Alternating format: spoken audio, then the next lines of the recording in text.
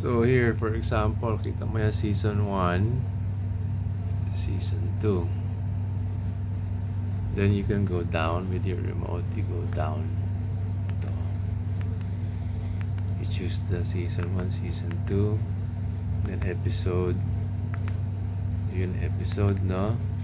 Tapos you can go down here. Ito. Yan. Kita mo yan? You click on that, you enter. Tapos you can choose. Ayan, no? 7 of 19. So, 7 sa 19 na connections ang I'm making a video here. 7 of 19. So, 19 na available na pwede mong downloadan. Merong 7 nakakonect doon. So, theoretically, you can go there, click enter, pasok ka dyan. Magiging ikaw yung pang-8 doon sa 19. So, you can essentially watch from there. Or you can go down here.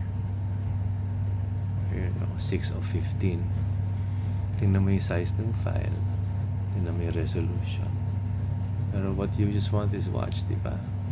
So, you just keep trying to mga torrent na to. Torrent tawag dyan. So, you choose. Connect ka dyan, no? Yung 6 of 32.